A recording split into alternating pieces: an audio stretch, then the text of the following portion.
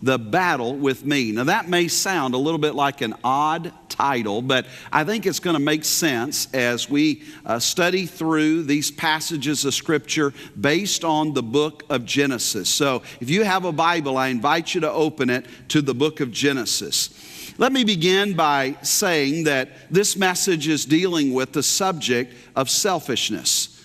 And so as you hear these messages over the weeks to come, no doubt at times you are going to think, this message isn't for me, it's for him. Or this message is not for me, it's for her. We're going to begin to think about how these themes and messages and concepts, all of it fits into the lives of other people, instead of realizing that most of this material is applicable to every last one of us. Every last one of us is born with the false assumption that life revolves around us. If you're a parent, how many of you are parents here tonight? Raise your hand, all right? If you are a parent, you know that what I just said is absolutely true, because you didn't have to teach your child how to be selfish, right?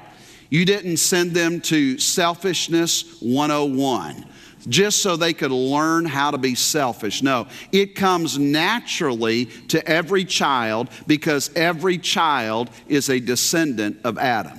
And that means from the very moment that a child is born, they begin to contend with that old, sinful, fleshly nature that they inherited from Adam. Proof of that statement is the fact that one of the first words out of every child's mouth is what? Mine, right?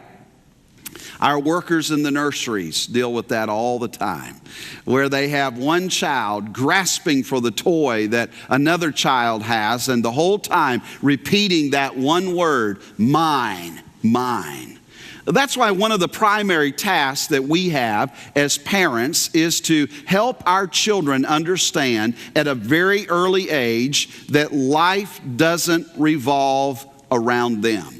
That instruction begins when they are toddlers, and it continues all the way through even the teenage years. Have you ever looked at your teenage son or your teenage daughter and said, hey, listen to me, life is not all about you and what you want.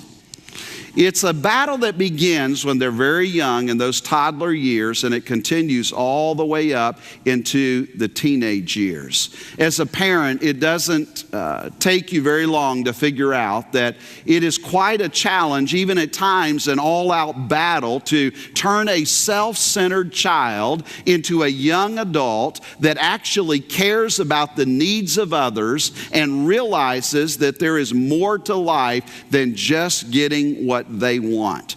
As parents, we are to challenge the selfish nature of our children, not cater to it. There are a lot of parents in society today in our culture that tend to cater to that self-centered nature. One of the jobs that we have as parents is to help those children to shift from being so self-centered to being others-focused. Now, we all know people that have never quite grown out of that selfish stage. They are children that have grown up, and they are now have adult bodies, but they still have that childlike mindset that they believe that the world evolves around them and that life is all about them and what they want. We all know some adults like that. Now, having said that, the reality is that every last one of us is struggling from time to time with this subject of selfishness. If we were honest tonight, and I'm not going to have a show of hands, but if we were to be honest tonight and we'd say, you know what, from time to time, I do struggle with selfishness. I struggle with that concept that I want it my way.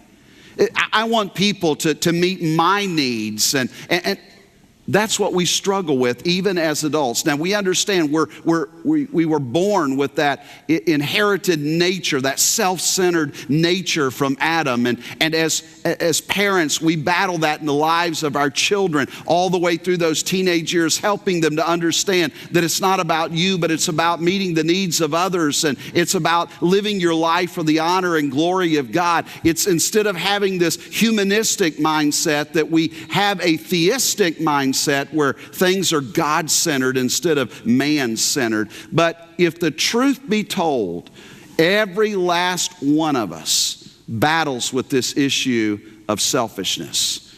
Probably some of us even battled it this past week.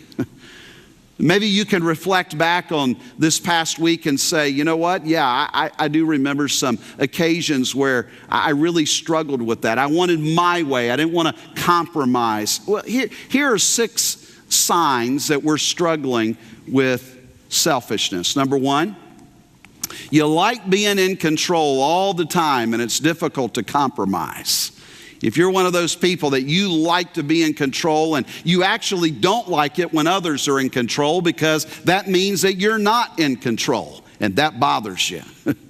That's really a selfish person. Number 2, giving and sharing what you have with others doesn't come easy to you. If you have a hard time releasing the things that God has entrusted you with so that you can be a blessing and encouragement to other people, then you may be struggling with that issue of selfishness. Number 3, if you are married, putting your spouse's needs before your own needs is a struggle. If you struggle with putting your husband and his needs first, or your wife and her needs first, then maybe you're struggling with and battling with selfishness. Number 4, you take constructive criticism as a personal attack. Somebody gives some constructive input into your life. Maybe it's even your spouse that gives some input, or someone else, and you immediately go on the defense. Really, you're probably struggling with that self-centered nature. Number 5, it bothers you when others receive attention and they are in the spotlight. Because that means what? You're not getting the attention that you want and you crave, and you're not in the spotlight. You see, that's that self-centered nature. Number 6, forgiving others is a challenge to you. Forgiveness becomes a real issue for self-centered people. Why? Because they feel like they shouldn't have to forgive anybody of anything. They are the ones that should be extended that forgiveness. They shouldn't have to offer forgiveness to anybody else. It's all about them. Some of the most miserable people in the world are those that are constantly thinking about themselves and talking about themselves.